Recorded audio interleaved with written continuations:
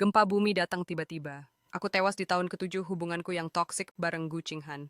Waktu pisau penculik itu nusuk badanku, aku gemeteran nelpon dia berharap dia bakal nyelamatin aku. Tapi yang terdengar malah suara dinginnya. Oh, jadi kamu nelpon buat ngasih kabar gembira. Bagus deh kalau kamu mati. Setelah ngomong gitu, teleponnya langsung dimatiin. Aku pun menutup mata menahan rasa sakit yang luar biasa. Di detik-detik terakhir hidupku, aku bersumpah kalau ada kehidupan selanjutnya, aku nggak akan pernah cinta lagi sama Gu Qinghan. Tapi pas aku buka mata, Gu Qinghan ada di atasku. Dia nunduk, jari lentiknya mencekik leherku, jempolnya pas banget neken nadiku. Gerakannya sama sekali bukan kayak orang lagi mesra-mesraan, tapi lebih kayak mau ngebunuh gue.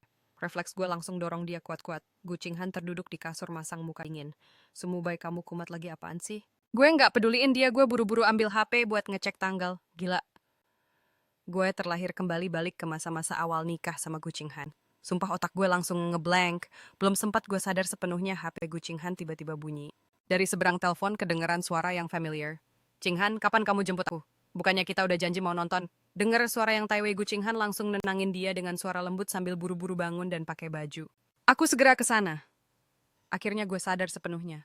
Gue pegang pergelangan tangannya erat-erat, suara gue masih gemetar. Gu Qinghan, tunggu 20 menit. Ada hal super penting yang harus gue lakuin. Gu Qinghan ngerutin dahi nepis tangan gue kasar. Mau apa lagi, kamu kan yang minta aku tidur sama kamu dulu baru boleh ketemu Tai Wei. Sekarang aku udah lakuin, masa kamu mau ingkar janji? Gue tarik napas dalam-dalam terus ngomong dengan tegas kata per kata. Aku mau cerai sama kamu. Gu Qinghan kaget banget tapi sedetik kemudian dia ketawa sinis. Sumubai drama apa lagi yang kamu mainin? Bukan drama. Kali ini aku serius mau cerai. Habis ngomong gitu gue langsung ambil HP. Jari gue gerak cepat ngetik pesan buat pengacara. Begitu terkirim layarnya langsung gue tunjukin ke dia biar dia baca sendiri kata-kata dingin itu. Pak, pengacara saya mau cerai. Tolong segera siapkan surat perjanjiannya. Gu Qinghan natap pesan itu, matanya menyipit. Gue pandangi wajahnya, wajah yang udah gue cintai bertahun-tahun, tapi sekarang cuma bikin hati gue sakit. Gue udah suka sama Gu Qinghan dari TK cinta selama 20 tahun. Dulu gue kayak buntutnya dia nempel terus kemana-mana, tapi dia nggak pernah sekalipun ngelirik gue. Dia selalu jalan di depan dengan muka datarnya, nggak peduli sama sekali. Banyak banget cowok yang suka sama dia di sekolah dan gue terlalu bego buat narik perhatiannya. Satu-satunya cara ya dengan jadi musuhnya. Pas dia piket sengaja gue buang sampah di areanya. Pas dia pidato, gue bikin muka jelek dari bawah panggung. Pas dia main sepeda, diam-diam gue kempesin bannya. Lama-lama kita jadi musuh bebuyutan paling terkenal seantero sekolah. Gue pikir kalaupun dia nggak suka gue, seenggaknya dia nggak bakal suka sama orang lain. Gue udah cukup puas bisa ketemu dia tiap hari. Tapi semua pikiran itu hancur lebur pas yang Tai Wei muncul. Gue nggak akan pernah lupa hari hujan itu. Gue pulang sekolah kayak biasa, tapi malah lihat ayah terang-terangan meluk cewek asing. Di sampingnya ada anak cowok seumuran gue, si yang Tai Wei itu. Ayah bawa mereka masuk dan dengan entengnya bilang ke ibu kalau itu cinta pertamanya. Dulu mereka dipisahin paksa karena dia belum mapan. Sekarang dia udah sukses, jadi dia harus nebus mimpinya yang tertunda itu. Nggak peduli cewek itu udah punya anak dari cowok lain, ayah tetap mau ceraiin ibu dan nikahin dia. Dia ngomongnya tegas banget, tanpa ada keraguan sedikit pun. Kasihan banget ibuku, beliau nangis semalaman suntuk. Pas subuh waktu semua orang lengah, ibu lompat dari atap. Dan belum juga seminggu ibu meninggal, ayah udah nggak sabar bawa cinta pertamanya itu ke rumah. Sejak itu gue benci banget sama ayah, sama cinta pertamanya, dan terutama sama adik tiri gue yang Tai Wei. Tapi pengkhianatan paling sakit ternyata belum berakhir. Hari itu gue ke perpus nyari Gu Qinghan, tapi malah lihat dia lagi berduaan sama yang Tai Wei di pojokan. Dia nyender di bahu yang Tai Wei terus nyium lembut sudut bibir cowok itu. Detik itu juga duniaku rasanya runtuh. Belakangan kakeknya Gu Qinghan sakit parah dan maksa dia buat nikah sama gue. Setelah nikah, Gu Qinghan nggak sengaja nemuin ribuan sketsa wajahnya yang gue gambar. Dia baru sadar gue udah naksir dia bertahun-tahun. Tapi bukannya tersentuh, dia malah nuduh. Dia ngira gue sengaja ngompor-ngomporin kakeknya biar bisa nikahi dia. Sejak saat itu pernikahan kami berubah jadi medan perang. Gu Qinghan nerbangin lampion buat yang Tai Wei, gue langsung hancurin mobil balap limited editionnya. Gu Qinghan ngajak yang Tai Wei liburan, gue bikin semua hotel di kota nolak mereka. Gu Qinghan ngadain pesta ultah mewah buat yang Tai Wei, gue masukin kecoa sama kelabang ke dalam kuenya. Akhirnya kita bikin kesepakatan. Gu Qinghan boleh ketemu yang Tai Wei, tapi setiap kali mau pergi dia harus tidur dulu sama gue. Gue sambil ketawa bilang ke dia, Gu Qinghan, ayo kita saling nyiksa kayak gini seumur hidup. Tapi cuma gue yang tahu semua siksaan ini cuma karena gue terlalu cinta dan gak rela ngelepasin dia. Tapi setelah ngerasain mati sekali, gue akhirnya sadar. Ada cinta yang emang takdirnya nggak akan pernah berakhir bahagia. Jadi di kehidupan ini gue mau lepasin semuanya. Biar Gu Qinghan, yang Tai Wei, dan semua rasa sakit itu benar-benar lenyap dari hidup gue. Nggak lama, seorang pengacara berpenampilan rapi masuk. Nona Gu Tuansu, ini surat perjanjian cerainya. Pengacara itu meletakkan dokumen di meja, mempersilahkan kami lihatnya. Gu Qinghan tahu gue cinta mati sama dia, jadi dia sama sekali nggak percaya gue mau cerai. Awalnya dia masih sombong nungguin gue berlutut minta maaf. Siapa sangka detik berikutnya gue langsung tanda tangan tanpa ragu. Jantungnya berdebar kencang, dia langsung rebut surat itu matanya nge-scan semua isi perjanjiannya. Sumubai, kamu serius? Suaranya kedengeran sedikit tegang. Gue berbalik senyum sinis terukir di bibir gue. Ya serius lah, masa bohongan. Kenapa nggak rela ya CEO Gu? Nggak rela, Gu Qinghan ketawa seolah denger lelucon paling konyol. Sumubai, pernikahan ini tuh penjara buat aku. Tiap detik sama kamu rasa nyiksa banget. Kalau gitu tanda tangan, kata gue enteng. Tunggu apa lagi? Dengar itu muka Gu Qinghan langsung jadi dingin banget. Dia ngambil pulpen dan tanda tangan dengan kasar. Dengan tatapan penuh kebencian dia lempar surat perjanjian itu ke depan gue. Sumubai, ingat baik-baik ini pilihan kamu sendiri. Jangan pernah nyesel. Pengacara ngambil dokumennya terus ngejelasin secara profesional, sesuai hukum ada masa tenang selama 1 bulan. Setelah itu baru kalian bisa resmi dapat akta cerai. Selama sebulan ini perjanjian bisa dibatalin kapan aja. Dengar itu Gu Qinghan ketawa sinis natap gue dengan pandangan meremehkan. Oh bisa dibatalin kapan aja. Jadi ini kartu as kamu. Sumubai, sebulan lagi kalau kamu beneran cerai, aku potong kepalaku buat kamu mainin bola. Habis ngomong gitu dia langsung pergi. Punggungnya kelihatan dingin dan tegas seolah yakin banget gue bakal nyesel di menit-menit terakhir. Gue natap punggungnya sambil tersenyum tipis. Gu Qinghan, kamu salah besar. Aku bukan cuma mau cerai beneran. Sebulan lagi aku juga bakal ninggalin kota ini dan lenyap selamanya dari duniamu. Beberapa hari berikutnya gue nggak peduli sama apapun dan fokus beres-beres barang di rumah. Sementara Gu Qinghan sibuk pacaran sama Tai Wei. Kehidupan manis mereka terus-terusan dipamerin di sosmed. Mereka jalan-jalan di pantai pelukan mesra di bawah senja, dinner romantis di restoran atas gunung, bikin permohonan di depan kembang api gandengan tangan sambil belanja baju couple. Dan di bawah setiap postingan ada banyak banget like dan komen. Kak Qinghan sama Tai Wei liburan lagi nih. Kalian berdua kayak lagi honeymoon ya. Tiap hari pamer kemesraan mulu. Gue mah tiap hari nggak usah makan nasi, lihat postingan kalian aja udah kenyang. Pasti ada yang tiap hari ngestok sosmed gigit jari, sampai keropos tuh gigi. Sayang banget dia seumur hidupnya cuma bisa gigit jari dan gak akan pernah dapetin hati Kak Qinghan. Gue tahu Gu Qinghan sengaja posting semua itu buat manas-manasin gue. Di kehidupan sebelumnya dia berhasil. Setiap lihat postingan itu gue cemburu dan sakit hati sampai nggak bisa tidur semalaman. Tapi sekarang, hati gue udah mati, rasa nggak ada gejolak sama sekali. Karena gue udah mantap buat ngelepasin semuanya. Gue dan Gu Qinghan sebentar lagi nggak akan pernah ketemu lagi. 3 hari kemudian keluarga gue ngadain pesta keluarga. Kalau dulu gue nggak akan pernah mau datang, tapi kali ini gue datang. Pas gue sampai di villa, seluruh keluarga gue udah ngumpul. Aula utamanya rame banget. Gu Qinghan ngebawa Yang Tai Wei buat nyapa para tetua dengan ramah. Anak-anak kecil juga ngerubungin mereka manggil om kecil, tante kecil. Keduanya cuma senyum-senyum ngebales. Gue berdiri ngeliatin dari jauh, ada sedikit senyum sinis di sudut bibir gue. Jelas-jelas gue ini suaminya Gu Qinghan, tapi selain almarhum, kakeknya nggak ada satu orang pun di keluarga gue yang ngakuin status gue. Mereka semua nganggep gue udah ngerebut posisi Yang Tai Wei. Makanya mereka selalu pasang muka dingin sinis banget sama gue. Biasanya sih gue ogah datang ke acara kumpul keluarga beginian, males cari gara-gara. Tapi pas gue datang kali ini gue baru sadar. Ternyata selama ini di belakang gue mereka udah kayak keluarga bahagia. Pas gue buka pintu semua orang langsung nengok. Senyum di muka mereka langsung hilang gitu aja. Orang tua Gu Qinghan natap gue tajam, suaranya penuh rasa nggak suka. Bukannya lo bilang mau cerai sama Qinghan, ngapain masih datang ke sini? Yang Tai Wei natap gue sambil senyum ngejek sengaja nyindir. Halah, dia kan emang suka drama. Bilangnya mau cerai, ujung-ujungnya juga ngemis minta balikan sama Qinghan. Basi tahu nggak gue udah enak liatnya. Gu Qinghan denger itu langsung ngerutin dahi ke gue, nadanya dingin banget. Status kita emang masih proses cerai, tapi perjanjiannya udah ditandatanganin. Lo itu udah bukan bagian dari keluarga gue lagi, nggak ada hak buat nginjekin kaki di sini. Kerabat lainnya juga ikut-ikutan ngeliatin gue dengan pandangan jijik sambil nyinyir. Coba aja dulu kakek nggak salah jodohin, mana mungkin Qinghan nikah sama dia. Qinghan sama Tai Wei kan saling suka, pasangan serasi. Hubungan mereka hancur gara-gara orang ini. Iya, Qinghan kan emang nggak suka sama dia. Dianya malah sok jual mahal, sumpah licik dan murahan banget. Gue natap keluarga gue yang sinis abis di depan gue. Rasanya ironis banget, dinginnya nyampe ke tulang. Gue ngepalin tangan nahan emosi yang udah mau meledak. Gue tatap mereka semua dengan dingin. Kalian nggak perlu kayak gitu. Gue datang bukan buat kumpul keluarga gue, nggak minat. Gue kesini mau ngasih hormat ke kakek, nyalain dupa buat beliau.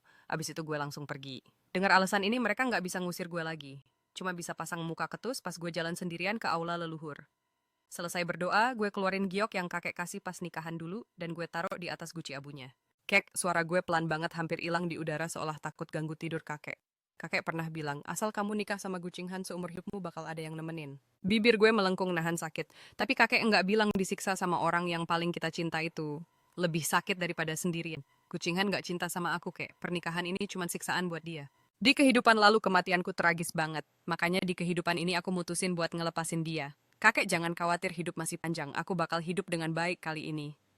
Gue lama banget di depan altar ngeluarin semua unek-unek. Tiba-tiba kedengeran suara langkah kaki di belakang. Gue pelan-pelan balik badan dan lihat yang Tai Wei jalan cepet ke arah gue. Gue males ngeladenin dia pas mau pergi, yang Tai Wei malah nyeringai terus ngerebut giok dari atas guci. Belum sempet gue bereaksi, yang Tai Wei ngambil papan arwah kakek. Dan ngebantingnya ke lantai. Papan itu hancur jadi 4 bagian. Darah gue rasanya langsung beku. Gue langsung maju nyengkram pergelangan tangannya. Lo gila, minta maaf sama kakek. Yang Tai Wei nepi tangan gue kasar, senyumnya licik banget. Minta maaf, buat apa si tua bangka itu emang pantes. Coba bukan karena dia ikut campur posisi suami Qinghan, itu sekarang udah jadi milik gue. Yang Tai Wei, suara gue gemeteran. Ini kakek yang paling ku Qinghan hormati. Kalau dia tahu kelakuan lo kayak gini, dia pasti nyesel udah kenal sama lo. Bukannya nyesel, yang Tai Wei malah makin songong. Oh ya, terus kalau lo hormat banget sama si tua itu, kenapa Qinghan nggak pernah suka sama lo sedikit pun? Mubai lo itu sama persis kayak nyokap lo, sama-sama menyedihkan. Mending lo loncat dari gedung aja biar cepet mati. Nyokap lo pasti udah nungguin di atas sana. Setiap kata-katanya kayak minyak panas yang disiram ke hati gue, bikin amarah gue makin berkobar. Apalagi pas dia mulai ngehina ibu gue udah nggak bisa nahan lagi. Gue layangin satu pukulan keras ke mukanya. Senyum di muka yang Tai Wei langsung kaku. Dia nggak nyangka gue berani main tangan. Seumur hidupnya baru kali ini dia dipermalukan. Mukanya pucat nahan marah, dia langsung maju narik dasi gue ngajak berantem. Tapi dia yang biasa dimanja jelas bukan tandingan gue. Beberapa kali dia mau nonjok, selalu gue jatuhin ke lantai. Yang Tai Wei kalap. Dia langsung ngangkat guci abu kakek dan ngehanteminnya ke kepala gue. Seketika itu juga dahi gue robek, darah ngucur. Sakitnya sampai gue susah buka mata. Gue ambruk ke lantai, abu jenazah bertebaran di mana-mana. Batu-batu kecil bercampur sama darah gue.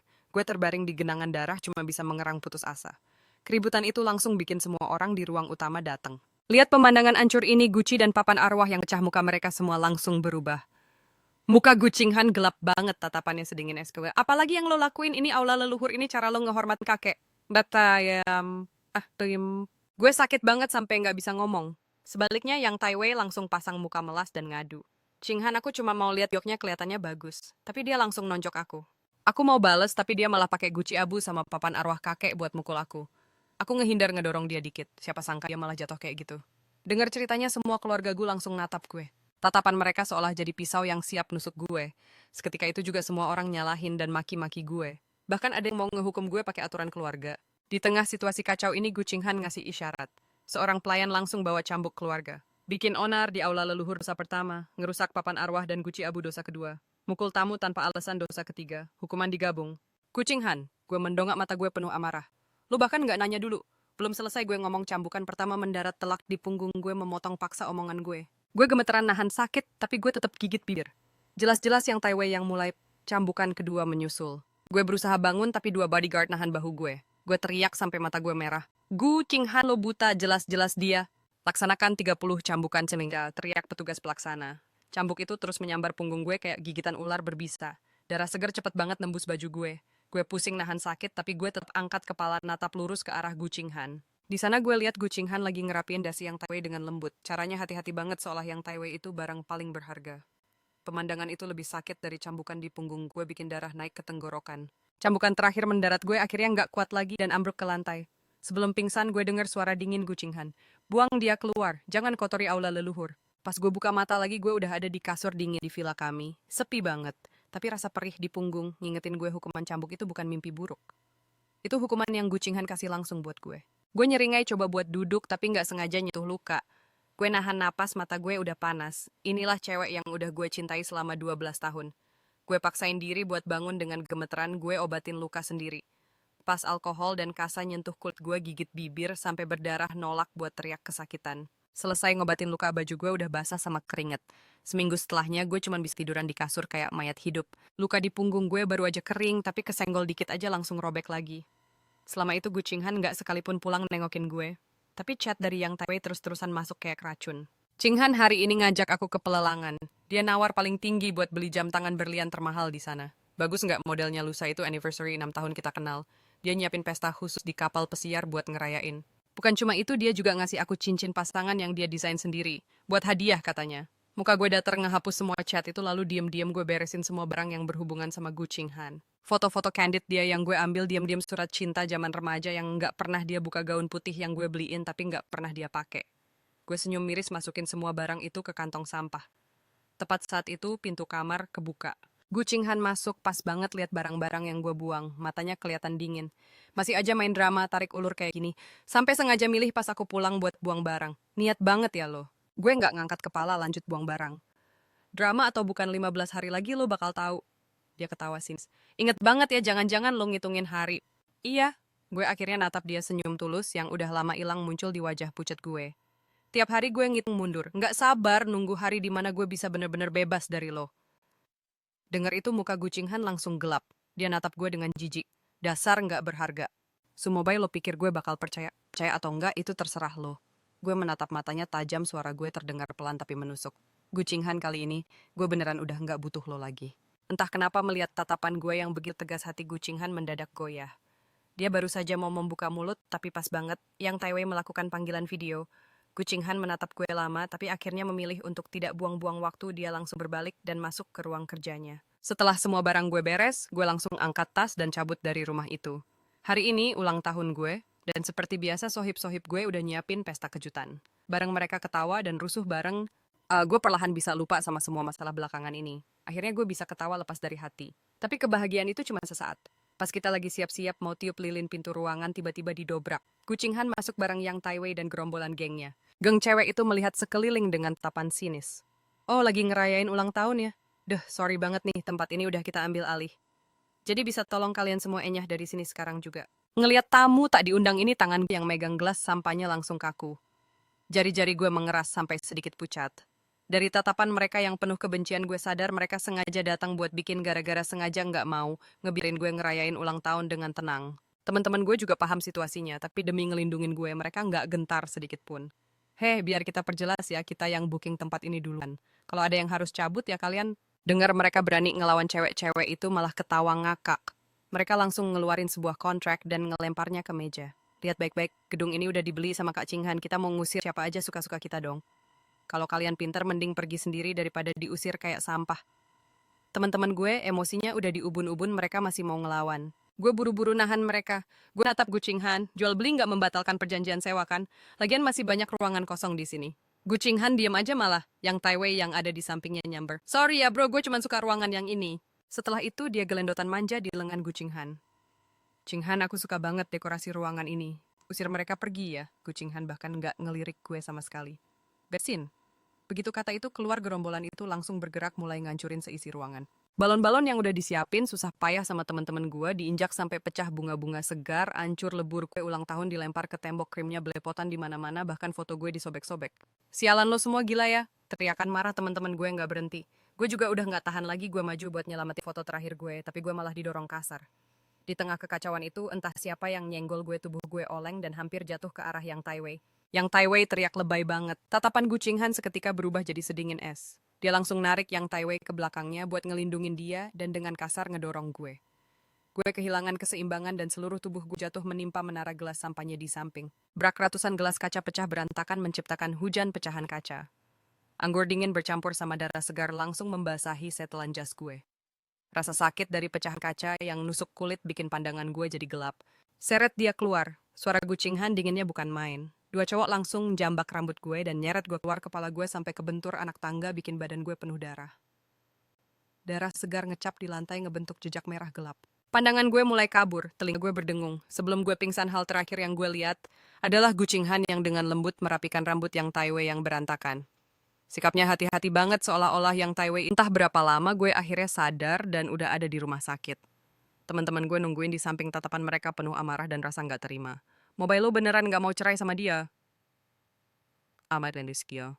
Gucinghan ngelakuin hal kayak gitu di hari ulang tahun lo. Itu udah bukan kayak suami istri lagi, dia jelas-jelas nganggep lo musuh. Lo beneran mau terus hidup sama cewek kayak gitu? Gue nunduk tanpa sadar, gue ngusap perban di lengan gue. Lukanya masih terasa nyeri sama kayak hati gue yang udah hancur berkeping-keping. Nggak lagi! Suara gue terdengar capek banget. Gue udah ngajuin gugatan cerai, tinggal beberapa hari lagi masa mediasi selesai. Begitu surat cerai keluar, gue bakal bener-bener bebas. Seriusan? Teman-teman gue langsung heboh dan megang tangan gue. Mantap! Akhirnya lo sadar juga. Lo itu tinggi ganteng, selama ini lo udah ngelakuin segalanya buat dia. Tapi di mata dia cuma ada si Yang Tai Wei itu. Bener-bener buta tuh cewek. Baguslah lo akhirnya bisa mutusin buat udahan sama Gucinghan. Ini baru bener. Gue kasih tahu ya, dengan modal lo sekarang cewek kayak apa sih yang nggak bisa lo dapetin? Ntar kalau lo udah cerai, gue kenalin sama 100 cewek paling cantik. Yang bodinya oke, mukanya juga cakep, ntar lo mau pacaran sama siapa aja bebas. Mereka asik banget ngecengin gue sampai nggak sadar ada langkah kaki di luar. Pintu ruangan tiba-tiba didorong kasar. Pas gue angkat kepala gue, langsung berhadapan sama tatapan dingin Gu Qinghan. Dia meninggikan suaranya, 100 cewek cantik. Sumobai, lo pikir lo sehebat itu? Gue kaget banget dia tiba-tiba muncul di sini. Sempet bengong sesaat, tapi gue cepet-cepet nguasain diri. Hebat atau enggaknya, gue emang ada urusannya sama lo. Dulu gue nggak pernah ikut campur urusan lo sama yang Taiwei. Jadi sekarang gue mau kencan sama cewek lain, atau nggak mau berapa banyak pun itu juga bukan urusan lo. Gu Qinghan menatap gue tajam matanya nunjukin rasa kesal. Emang bukan urusan gue, tapi gue saranin kalau mau kencan tunggu surat cerai keluar dulu. Kalau nggak gue ngerasa jijik. Gue nggak mau kalah, gue malah ngangguk setuju. Bener juga gue emang rencananya mau kencan setelah surat cerai keluar. Ayen nanti tolong aturin 7 cewek cantik buat gue ya. Biar gue bisa kencan sama orang yang beda tiap hari seminggu penuh nggak pakai ngulang. Ngeliat gue beneran berani ngelakuin itu, Gu Qinghan kelihatan shock berat. Tiba-tiba amarah yang nggak jelas muncul di hati Gu Qinghan. Dia ngeluarin surat perjanjian pembagian harta yang baru dikirim pengacaranya dan ngelemparnya ke badan gue. Oke, gue tunggu di hari perceraian kita, bawa tuh 7 cewek lo di depan muka gue pas ngambil surat cerai dari tangan gue. Setelah ngomong gitu, dia langsung pergi tanpa noleh sedikit pun. Ngeliat punggungnya yang menjauh, gue pungut surat perjanjian itu. Gue baca sekilas dan mastiin semua hartanya dibagi 2 sama rata buat gue. Baru deh gue masukin surat itu ke kantong. Setelah teman-teman gue pulang, gue langsung kasih surat perjanjian tebel itu ke pengacara. Gue jual semua properti yang gue dapat, mobil mewah, kapal pesiar saham, dan lain-lain semuanya gue jadiin uang tunai. Ngeliat angka di rekening gue terus bertambah, hati gue perlahan jadi tenang. Dengan uang segini, banyak sisa hidup gue bisa gue jalanin dengan damai. Beberapa hari berikutnya gue istirahat total di rumah sakit. Pas hari gue boleh pulang, gue pulang sendirian dan malah nemuin Gu Qinghan sama Yang Taiwei lagi ciuman mesra di ruang tamu. Di bawah cahaya lampu yang hangat, Yang Taiwei meluk Gu Qinghan. Jari lentik Gu Qinghan dengan lembut ngelus wajah cowok itu sambil nunduk dan ngasih ciuman yang dalam. Pemandangan selembut itu adalah sesuatu yang selama 12 tahun ini nggak pernah gue dapetin. Brak! Gue banting pintu sekencang-kencangnya ngejutin mereka berdua yang lagi asyik. Gu Qinghan noleh dan tatapan lembut di matanya seketika membeku jadi es pas ngeliat gue. Lo kenapa lagi sih? Gue udah berdiri di depan pintu. Ujung jari gue menancap kuat ke telapak tangan, tapi di wajah gue paksain buat senyum sinis. Kenapa gue ngerasa jijik? Emangnya nggak boleh jijik? Gu Qinghan ketawa dingin, ibu jarinya ngusap bibir Yang Taiwei yang sedikit bengkak. Terus dulu waktu lo ngejar-ngejar minta gue cium, bukannya itu jauh lebih menjijikan? Gue tersenyum kecil. Iya, waktu itu mata gue buta. Gue mengangkat kepala, tatapan gue jernih banget. Tapi sekarang mata gue udah sembuh. Gue mengangkat 3 jari gue dan ngomong kata demi kata. Gue Sumobai bersumpah. Kalau gue masih suka sama Gu Qinghan, gue bakal mati nggak tenang. Pupil mata Gu Qinghan langsung mengecil, hatinya kayak diremas kuat-kuat. Dia nggak nyangka gue bakal ngucapin sumpah sekejam itu. Amarah yang nggak jelas berkobar di dalam dadanya. Qinghan, Yang Taiwei narik-narik lengan bajunya sambil ngomong manja, aku lapar. Gu Qinghan narik napas dalam-dalam nahan emosinya terus dengan lembut ngelus kepala Yang Taiwei. Oke, aku masakin buat kamu ya. Pas dia berbalik, dia ngelirik gue sekilas. Gue langsung naik ke atas tanpa noleh sedikit pun. Punggung gue yang tegar itu entah kenapa bikin dia jadi makin kesal. Di dapur dia motong sayuran dengan pikiran kacau. Di telinganya kalimat mati nggak tenang, terus terngiang-ngiang. Saking nggak fokusnya pisau tajam itu hampir aja ngiris ujung jarinya. Beberapa hari setelah itu gue nggak pernah keluar rumah sama sekali. Sampai di hari terakhir sebelum masa mediasi cerai selesai, teman-teman SMA kebetulan ngadain reuni. Mikir ini mungkin bakal jadi pertemuan terakhir, gue mutusin buat datang sekalian ketemu teman-teman lama. Begitu gue buka pintu ruangan, suara tawa yang familiar langsung kedengeran. Ketua kelas yang pertama kali sadar gue datang, dia kaget dan langsung berdiri. Wih, Mobai datang juga. Gue senyum dan ngangguk. Baru aja gue duduk di kursi kosong, teman-teman di sekitar gue langsung ngerubungin. Mobai, gue denger lo nikah sama Gu Qinghan, beneran gak sih? Bukannya pas SMA kalian itu kayak anjing sama kucing ya? Iya bener. Dulu kalian tiap ketemu pasti berantem, kok tiba-tiba bisa nikah. Ini berita hoax kan? Tanpa sadar jari gue ngelus pinggiran gelas anggur, rasa dinginnya bikin gue sedikit sadar. Gue tersenyum tipis, senyum yang kelihatan tenang banget. Udah nikah kok, tapi sekarang lagi proses cerai. Kalimat itu kayak bongkahan es yang jatuh ke air mendidih. Seketika seisi ruangan jadi hening. Teman-teman gue saling pandang, senyum di wajah mereka langsung kaku. Suasana auto canggung, ada yang pura-pura batuk, ada yang nunduk sambil minum. Hening banget guys, gak lama ada yang nyeletuk, sayang banget padahal satu-satunya couple goals di angkatan kita. Ada lagi yang kepo, lo kok tiba-tiba cerai sih? Bukannya lo bucin banget sama Gu Qinghan? Dulu yang lain mungkin gak sadar, tapi gue lihat jelas banget. Lo sengaja kan cari gara-gara sama dia biar dinotis. Dia, kikisnya. Yang lain langsung nyahut, siapa bilang gak sadar, gue juga lihat kali, gue juga. Sumpah gue auto bengong, gak nyangka rahasia hati gue selama ini kebaca sama banyak orang. Kok bisa kalian sadar sih? Pertanyaan itu langsung ngebuka kotak Pandora. Teman-teman gue auto heboh ngegosip. Gila, jelas banget kali. Ingat gak pas kelas 11 ada cewek-cewek yang sirik abis sama Gu Qinghan? Udah primadona sekolah pinter lagi, mereka malah nyebarin gosip murahan. Lo yang denger itu langsung maju ngehajar mereka satu-satu, auranya serem banget bikin kita merinding. Ada lagi yang lebih gila. Waktu nyokap lo meninggal, lo kan lagi ancur-ancurnya tuh. Denger Qinghan kecelakaan dan butuh darah lo, tanpa babi bu langsung lari ke rumah sakit donorin darah sampai pingsan. Ada lagi pas study tour kelulusan kameranya Qinghan jatuh ke danau isinya file penting buat lomba. Tanpa mikir panjang lo langsung nyebur. Itu danau pas musim dingin lo, dinginnya nusuk tulang. Habis itu lo demam tinggi dirawat setengah bulan kan? Kalau bukan bucin tingkat dewa siapa coba yang mau ngelakuin itu? Dengerin semua cerita lama itu diungkit lagi dada gue rasanya sesek banget. Kenangan masa muda yang sengaja gue kubur sekarang muter lagi kayak film rusak di kepala gue. Gue genggam gelas erat-erat sampai buku-buku jari gue memutih. Tenggorokan gue tercekat sepatah kata pun gak bisa keluar. Sorry, gue ke toilet bentar. Gue buru-buru berdiri buat cuci muka. Tapi pas balik mau buka pintu, gue malah lihat Gu Qinghan udah berdiri di sana natap gue dengan ekspresi yang rumit banget. Cerita yang barusan mereka omongin, suaranya berat seolah dari lubuk hatinya. Itu semua bener. Jantung gue kayak diremes tangan tak kasat mata. Gue paksain senyum dingin. Kalau bener kenapa? Kalau bohong kenapa penting? Lagian yang lo cintakan yang Tai Wei, alis Gu Qinghan sedikit mengkerut. Gue nggak nunggu jawaban dia langsung lewat gitu aja. Teman lama udah ketemu Gu Qinghan juga udah dateng, gue udah nggak mood di sini lagi. Jadi gue pamit singkat ke yang lain terus cabut sendirian. Tapi baru aja keluar hotel mobil Gu Qinghan berhenti tepat di depan gue. Kaca mobilnya turun pelan-pelan nunjukin wajahnya yang cantik banget dari samping. Masuk, suaranya datar tanpa emosi. Ada yang mau gue omongin. Gue diam-diam buka pintu belakang. Di dalam mobil kecium aroma cedarwood yang khas. Aroma yang dulu gue suka banget. Tapi sekarang, nyium bau ini lagi hati gue udah mati rasa. Jelas-jelas satu ruangan, tapi rasanya ada dinding tak kasat mata di antara kita. Hening cukup lama, sampai akhirnya komplek villa yang familiar kelihatan baru deh. Gu Qinghan tiba-tiba buka suara. Soal perceraian ini? Jari-jari lentiknya mengencang di setir. Lo mau bikin drama sampai kapan? Nada suaranya kedengeran aneh, gue belum pernah dengar dia ngomong gitu. Gue buang muka sambil ketawa sinis. Gue bikin drama Gu Qinghan, lo nggak ngerti bahasa manusia ya? Gue ulang sekali lagi. Gue beneran mau... Tiba-tiba dering telepon motong omongan gue. Gu Qinghan langsung angkat. Teriakan panik yang Tai Wei langsung menggema di mobil. Qinghan gue di dase 120, cepetan tolongin gue. Muka Gu Qinghan auto pucet pasi. Dia langsung banting setir, suara decitan ban bikin ngilu. Sambil nenangin yang Tai Wei di telepon, dia nekat nerobos belasan lampu merah. Jarum speedometer terus naik gila-gilaan, mobil berhenti mendadak di depan klub malam. Gu Qinghan hampir ngebanting pintu mobil dan lari masuk. Gue ngikutin dia sampai ke lantai 12. Tapi yang kita lihat malah sebuah settingan buat nembak cewek. Lantainya penuh kelopak mawar lilin-lilin berkelip romantis. Di pojokan yang Tai Wei gemeteran nyender ke dinding. Jas mahalnya kusut kayak kain lap. Di depannya ada cewek pakai gaun panjang dengan tatapan super psycho. Pisau buah di tangannya berkilau kena cahaya. Suaranya serak. Tai Wei Gu Qinghan itu udah nikah. Dia nggak bisa ngasih lo status. Gue udah ngejar lo bertahun-tahun. Kenapa sih lo nggak pernah kasih gue kesempatan? Kalau hari ini lo nggak nerima gue, kita mati bareng di sini. Pas lihat Gu Qinghan di pintu yang Tai Wei kayak nemu dewa penyelamat. Qinghan, kamu akhirnya datang. Chauna maksa aku jadi pacarnya. Kalau aku nolak, dia mau bunuh aku. Tolongin aku.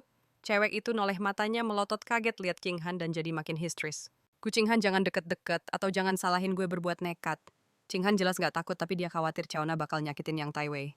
Dia cuma bisa angkat tangan dan mundur mencoba terdengar setenang mungkin. Chauna, aku tahu kamu suka sama Tai Wei, tapi dia gak suka kamu. Kalau kamu maksa dia, kalian gak akan bahagia. Dengar nasihat Qinghan, mata Chauna memerah, dia ngarahin pisaunya ke gue yang berdiri di belakangnya. Ngomongnya enak banget. Lo nggak cinta sama Sumu Bai, tapi lo nikah juga kan sama dia. Kalau lo bisa tahan hidup sama Sumu Bai, kenapa Tai Wei nggak bisa nikah sama gue? Ekspresi Gu Qinghan langsung berubah, suaranya jadi dingin. Justru karena gue tahu rasanya nikah sama orang yang nggak gue cinta, makanya gue mau kasih tahu lo. Orang yang bukan takdirmu, setiap detik setelah nikah itu rasanya kayak di neraka. Di penjara sampai mati sekuat tenaga pun nggak akan bisa kabur. Lo suka sama Tai Wei kan? Masa lo mau maksa dia nikah sama lo biar dia ngerasain penderitaan yang sama kayak gue? Hidup bareng tapi hati entah di mana? Gue berdiri di kegelapan, kuku-kuku gue menusuk telapak tangan. Gue emang udah tahu pernikahan ini adalah penjara buat dia. Tapi dengar langsung dari mulutnya kalau setiap detik di samping gue itu adalah siksaan. Hati gue tetap sakit banget kayak diremukin. Sakitnya bukan main. Tapi omongan itu sama sekali nggak mempan buat Chauna. Lihat yang Tai Wei nggak juga luluh tatapan Chauna jadi makin gila. Kesabarannya udah abis. Gue nggak mau denger, gue cuma mau yang Tai Wei. Tai Wei, kalau lo nggak mau nerima gue, kita mati bareng. Ujung pisau Chauna berkilat tajam. Dia tiba-tiba mengayunkan tangannya menusuk lurus ke arah yang Tai Wei. Di saat genting itu, Gu Qinghan tanpa ragu maju jadi tameng di depan yang Tai Wei. Gue lihat pisau itu nancep di perutnya. Darah segar langsung ngebasahin gaun putih yang gue setrika sendiri. Qinghan, teriakan yang Tai Wei memecah keheningan. Wajah Gu Qinghan langsung pucat pasi. Keringat dingin mulai bercucuran di dahinya, tapi dia tetap tegar berdiri di depan. Pergelangan tangan Kiauna memutih karena terlalu kuat menusuk. Sampai akhirnya polisi dobrak pintu dan nangkep Kiauna, baru dia nggak kuat lagi. Dia ambruk ke lantai tapi masih sempet-sempetnya ngelindungin Yang Tai Wei di belakangnya. Yang Tai Wei meluk dia erat nangis kejer. Qinghan, jangan mati. Besok kamu udah bisa cerai, kita bisa bareng-bareng secara terang-terangan. Kehilasan Denijin. Bertahan ya. Bibir Gu Qinghan sedikit terangkat, matanya ngeliat gue yang berdiri nggak jauh dari sana. Nada bicaranya penuh ejekan. Nggak akan bisa cerai. Sumubai nggak akan mau cerain aku. Dia cuman lagi acting aja akhir-akhir ini. Tai Wei, aku cinta kamu. Kalau ada kehidupan selanjutnya, aku pasti akan milih kamu. Aku nggak akan kompromi sama kakek lagi. Gue cuman berdiri di sana ngeliatin adegan itu sambil gigit bibir. Sampai detik ini pun dia masih ngira gue cuman acting. Gu Qinghan, lo bener-bener salah besar. Lampu ruang operasi akhirnya padam. Waktu itu udah jam 3 pagi. Dokter ngelepas maskernya, kelihatan capek banget. Lukanya nggak dalam, penanganannya juga cepat. Cukup istirahat sebulan pasti pulih. Gue berdiri di ujung koridor ngeliatin Yang Tai Wei lari masuk ke ruang rawat. Pas gue mau balik, badan gue denger suara lemah tapi lembut dari dalam. Tai Wei, balik ke villa, gue nggak bisa tidur semalaman. Koper udah kebuka di lantai satu persatu, barang gue masukin dengan rapi. Pas fajar gue bawa koper itu ke kantor catatan sipil. Selamat, Anda sudah bebas. Petugas ngasih akta cerai ke gue. Gue elus buku kecil berwarna merah itu. 12 tahun perasaan terpendam akhirnya selesai juga. Gue lepas cincin kawin dari jari manis barengin sama akta cerai, gue masukin ke kotak yang udah gue siapin. Bekas cincin di jari gue kelihatan jelas banget, kayak jejak Gu Qinghan di hidup gue. Meskipun dalam, tapi seiring waktu pasti akan hilang. Di ruang rawat, Gu Qinghan lagi nyender di kasur sambil baca dokumen. Lihat gue masuk, dia bahkan gak ngangkat kepala seolah udah tahu gue bakal datang. Pagi banget datangnya. Pagi-pagi udah ke catatan sipil buat batalin gugatan cerai ya. Dokumen di tangannya dibalik ke halaman baru. Suaranya tetap tenang. Sumubai, gue kasih tahu ya, kesabaran gue ada batasnya. Ingat, ini terakhir kalinya gue maklumin drama lo. Gue nggak jawab apa-apa, langsung kasih kotak itu ke dia. Tatapan gue ke dia setenang air. Gue lagi drama atau enggak, lo lihat aja isinya, nanti juga tahu. Gu Qinghan akhirnya ngangkat kepalanya. Cewek ini ngira itu kado buat baikan. Tapi pas jarinya nyentuh kotak beludru itu, entah kenapa hatinya langsung kerasa hampa. Tatapan gue terlalu tenang, saking tenangnya sampai bikin dia ngerasa asing. Dia coba cari-cari kehangatan yang dulu, tapi nihil, semua itu udah lenyap. Tiba-tiba notif HP bunyi. Foto profil Dung Taiwi muncul di layar. Aku masakin bubur kesukaanmu, bentar lagi nyampe, tunggu ya. Senyumnya langsung ngembang, perasaan aneh barusan langsung hilang gitu aja. Udah deh, dramanya cukup. Sana pergi, aku nggak minat sama kadomu. Dia ngelempar kotak itu ke nakas sampai bunyi gedebuk. Dung Taiwi bentar lagi datang, dia nggak mau cowok itu lihat gue di sini. Gue cuma diam ngeliatin cahaya matahari yang nembus tirai jendela. Sinar itu nyorot wajahnya yang cantik, wajah yang dulu bikin gue tergila-gila. Tapi sekarang hati gue udah nggak berdesir sedikit pun. 12 tahun ngebucin akhirnya selesai sampai di sini. Selamat tinggal, cuma 2 kata itu yang keluar dari mulut gue. Gue pergi dari rumah sakit sendirian, bawa koper terakhir gue ke bandara. Sebelum naik pesawat, semua akun sosmed Cho Tan Han gue blokir. Seumur hidup ini gue nggak akan pernah cinta lagi sama Cho Tan Han. Mulai sekarang kita ibarat langit dan bumi, nggak akan pernah ketemu lagi. Sementara itu, Cho Tan Han dirawat setengah bulan di rumah sakit. Si Dung Taiwi datang jengguk tiap hari, hujan badai juga diterobos. Dia ngerawat cewek itu dengan super perhatian. Tapi anehnya Cho Tan Han ngerasa hatinya kosong, kayak ada yang kurang. Sejak hari itu, gue bener-bener gak pernah nongol lagi di hadapannya. Awalnya Cho Tan Han cuek aja. Tapi seiring berjalannya waktu, dia mulai goyah. Dia jadi sering bengong ngeliatin pintu kamar seolah nunggu seseorang masuk.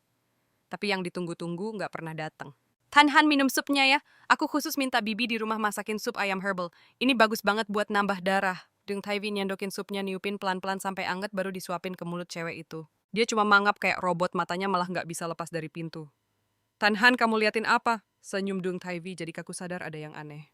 Atau kamu lagi nunggu seseorang siapa? Padahal mereka berdua sama-sama tahu jawabannya. Cho Tan Han refleks ngebantah. Enggak kok. Dia langsung buang muka, nadanya datar banget. Tapi mana bisa Dung Taiwi dibohongin cowok itu pura-pura pasang muka sedih. Tan Han, kamu pasti lagi nungguin Tomo bait kan? Tan Han langsung semberut, spontan nyangkal lagi. Kamu mikir kejauhan, ngapain aku nungguin dia? Oh ya, aku cuma ngerasa aneh aja. Dung Taiwi nunduk, suaranya pelan tapi nyelekit banget. Tuanto itu, dia kan tahu kamu terluka tapi sekalipun gak pernah jenguk. Nelpon juga enggak. Dengar kata-kata itu, jari-jari Cho Tan Han di bawah selimut langsung mengepal. Bener juga, dulu gue yang modelnya gimana, dia batuk dikit aja gue udah panik setengah mati. Tapi sekarang dia hampir mati ditusuk, gue cuma datang ngasih kotak terus ngilang kayak ditelan bumi. Apa jangan-jangan gue beneran udah gak peduli lagi sama dia? Pikiran itu tiba-tiba bikin hatinya kesel gak karuan. Dung Taevi lihat ekspresi cewek itu berubah langsung nenangin dengan suara lembut. Tan Han jangan sedih gitu dong. Tuan To mungkin lagi sibuk banget aja. Cho Tan Han ketawa sinis. Sibuk. Sibuk apaan coba dia? Mungkin mata Dung Taevi nunjukin kilatan licik dia pura-pura ragu. Mungkin dia udah punya pacar baru. Lagian bukannya dulu dia pernah bilang mau nyari 7 cewek paling cantik. Cho Tan Han langsung motong omongannya mukanya jadi serem banget. Dung Taevi kaget lihat reaksinya langsung pasang muka melas. Tan Han maaf aku nggak ada maksud lain kok. Aku cuma nggak mau kamu dibohongin sama dia. Cho Tan Han narik napas dalam-dalam nahan emosi di hati terus maksa senyum. Aku yang salah, udah jangan bahas dia lagi. Tapi di kepalanya bayangan tatapan mata gue malah muncul lagi. Tatapan yang begitu tenang, begitu asing, seolah kita nggak pernah punya hubungan apa-apa. Pas hari keluar dari rumah sakit, Cho Tan Han kelihatan buru-buru banget. Dia langsung pulang ke villa dan pas buka pintu, rumahnya sepi gelap, nggak ada tanda-tanda kehidupan. Dia mengerutkan kening tanpa sadar manggil nama gue, Tomobach. Nggak ada yang jawab. Begitu lampu dinyalain, dia baru sadar perabotan udah dilapisin debu tipis. Kayaknya udah lama banget dia nggak pulang. Mata Cho Tan Han langsung tertuju ke kotak beludru di atas meja kopi. Itu kado yang gue tinggalin sebelum pergi.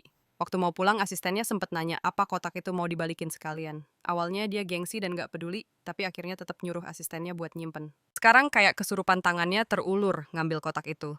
Apa aku beneran cuma lagi ngambek, lihat aja isi kado ini. Suara gue seolah bergema di telinganya. Kotak itu enteng banget, hampir gak ada bobotnya. Dia ngebuka pelan-pelan, isinya cincin kawin dan surat cerai. Pupil mata Cho Tan Han langsung mengecil, jantungnya kayak diremas tangan tak terlihat.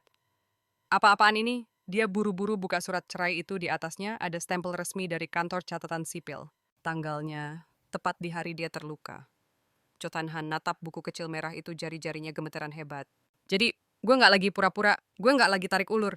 Gue beneran udah nggak butuh dia lagi. Cho Tan Han berdiri kaku di pintu, tangannya masih megang erat surat cerai itu saking kencengnya sampai gemeteran.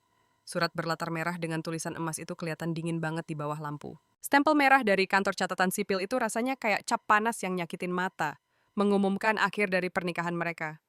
Dia bolak-balik surat itu berkali-kali, bahkan sempat mikir ini palsu. Tapi tekstur kertasnya terasa begitu nyata di jarinya. Perasaan bertahun-tahun, apa beneran bisa dilepas gitu aja? Pikiran itu terus berulang di kepalanya. Cho Tan Han narik napas dalam-dalam, maksa dirinya buat tenang, lalu langsung ngambil HP buat nelpon asistennya. Dengan suara dingin, dia ngasih perintah. Cari tahu keberadaan Tomobach sekarang juga. Penerbangan kereta, catatan hotel, semua yang bisa dilacak cari. Asistennya belum pernah dengar Cho Tan Han sepanik ini, langsung sigap menjawab. Tapi setengah jam kemudian, jawaban dari si asisten bikin Cho Tan Han serasa jatuh ke jurang es. Presdirko, Tuan Tomobach sebulan yang lalu sudah naik penerbangan internasional. Tujuannya tidak diketahui. Semua akun media sosialnya sudah dihapus. Nomor telepon, kartu bank, semuanya sudah tidak aktif. Tangan Cho Tan Han yang megang HP jadi pucat, buku-buku jarinya memutih. Dia nggak bisa percaya sama kenyataan ini. Dia matiin telepon, lari ke lantai 2 dan ngebanting pintu kamar tidur. Di depannya cuma ada ruangan yang kosong melompong. Spray kasur rapi banget, nggak ada satupun kerutan. Lemari bajunya kosong. Semua pakaian Tomobach udah lenyap. Di wastafel perlengkapan mandi gue juga hilang tak bersisa. Yang ada cuma sepucuk surat yang tergeletak sendirian di sana. Di amplopnya cuma tertulis singkat untuk Cho Tan Han. Tangannya gemeteran parah, rasa panik yang luar biasa hampir menenggelamkannya. Dia buru-buru merobek amplop itu. Di dalamnya isinya lebih singkat lagi. Cho Tan Han, kali ini aku benar-benar pergi. Semoga kamu bahagia. Gak ada dendam, gak ada penyesalan, bahkan gak ada penjelasan tambahan. Gue gitu aja dengan entengnya keluar dari hidup dia. Pintu kamar kebuka lagi, angin masuk dan nerbangin kertas surat itu sampai jatuh. Tan Han, ternyata itu si Dung Taevi. Dung Taevi ngeliat sekeliling tanpa basa-basi. Dia udah sadar dari bawah kalau Tomobach beneran cabut. Hatinya girang bukan main. Dengan suara super semangat dia meluk lengan Cho Tan Han. Tan Han, kamar ini cahayanya paling bagus. Nanti kita tinggal di sini ya. Dia genggam tangan cewek itu, senyumnya cerah banget, gak bisa nyembunyiin antusiasmenya. Dia udah nunggu hari ini terlalu lama. Cho Tan Han tersadar tapi pikirannya melayang. Dia cuma ngegumam ham, tapi matanya tanpa sadar tertuju ke sofa single di dekat jendela. Dulu itu tempat favorit gue. Gue suka banget duduk di sana sambil baca buku. Siang hari, cahaya matahari bakal nyinari rambut gue, ngasih efek keemasan. Tapi sekarang, sofa itu juga kosong. Jung Taevi gak sadar kalau cewek itu lagi ngelamun. Setelah dapat persetujuan sore itu, juga dia langsung pindahan bawa barang-barangnya. Dengan semangat 45, dia nyuruh pelayan ganti gorden perabotan, bahkan sofa single itu juga dibuang. Set piring makan yang dulu gue pilih dengan teliti juga diganti semua sama model yang dia suka. Peralatan makan ini kuno banget, sama sekali nggak pantas buat kamu. Dia ngejek sambil ngelempar piring keramik koleksi gue ke tempat sampah. Ngeliat pecahan piring itu, Cho Tan Han ngerasa hatinya kayak ketusuk jarum. Dulu, Gue pernah megang piring-piring itu dengan hati-hati sambil ngomong lembut ke dia. Tanhan, lihat deh motifnya mirip tanaman rambat di dinding belakang sekolah kita pas SMA kan? Dulu jawaban dia cuman, nggak penting. Tapi sekarang, dia bahkan udah nggak punya kesempatan buat ngejek gue lagi. Malam makin larut, Gu Qinghan menyendiri di ruang kerjanya. Sambil megang segelas whisky rasa panas, alkohol nggak bisa ngalahin rasa galaunya yang aneh. Sejak yang Taiwei pindah ke sini, vilanya emang jadi rame lagi, tapi entah kenapa dia ngerasa ada sesuatu yang hampa. Dulu dia kira dia benci banget sama aku. Benci karena aku selalu nempel, bahkan benci sama keberadaanku. Tapi pas aku beneran ngilang, dia baru sadar kalau dia kangen. Kangen secangkir kopi hitam yang selalu aku siapin di mejanya tiap pagi dengan suhu yang selalu pas. Kangen pas dia lembur, aku diam-diam nyelimutin pundaknya. Bahkan kangen sama tatapan keras kepalaku pas kita lagi debat. Sadar akan hal ini, dada Gu Qinghan mendadak terasa nyesek. Terus, gimana dengan yang Taiwei? Dia emang perhatian nurut dan pengertian banget. Tapi setelah tinggal bareng Gu Qinghan, ngerasa semua kebaikannya itu cuma sandiwara yang disetting sempurna. Semua sikap manisnya itu penuh perhitungan. Kayak sekarang nih, dia lagi berdiri di depan jendela senyum sambil ngarahin tukang kebun buat nanam pohon gaharu kesukaannya. Dan tepat di bawah kakinya ada serpihan tanaman cendana ungu yang dulu aku tanam. Sekarang udah hancur keinjek-injek sampai nggak berbentuk. Seolah sadar lagi, diliatin yang Taiwei noleh ke atas. Senyumnya tetap ganteng sempurna, kayak udah diukur presisi sudutnya. Cewek itu tiba-tiba sadar dia kayaknya nggak pernah bener-bener kenal sama yang Taiwei. Keesokan harinya pas Gu Qinghan lagi beres-beres ruang kerja, dia nggak sengaja nyenggol tumpukan dokumen. Dari sela-selanya sebuah buku catatan usang jatuh ke lantai. Dia pun heran, seingatnya dia nggak pernah punya buku kayak gitu. Gu Qinghan pun membungkuk buat ngambil buku itu dan ngebuka halaman pertamanya. Hari ini Gu Qinghan nggak sarapan lagi. Aku diam-diam nyelipin sandwich ke lacinya, semoga dia nggak sadar kalau itu dari aku. Napas Gu Qinghan langsung tercekat. Ini, buku harian aku kok bisa ketinggalan. Tangannya gemetar sambil terus membalik halaman. Gu Qinghan keseleo pas lagi latihan nari. Aku diam-diam naruh obat di lokernya, malah kegep. Dia nanya dengan muka jutek apa aku lagi ngerjain dia. Terpaksa aku sok kuat dan bilang, iya semoga aja kakimu cacat sekalian. Padahal dalam hati aku sakit banget ngomong gitu. Ibu meninggal. Ayah malah nikah lagi sama wanita itu dan bawa yang Taiwei tinggal bareng. Aku ngumpet di kamar nangis kejer sambil mikirin Gu Qinghan. Boleh peluk aku nggak? Anniversary pernikahan pertama. Gu Qinghan malah pergi nemuin yang Taiwei.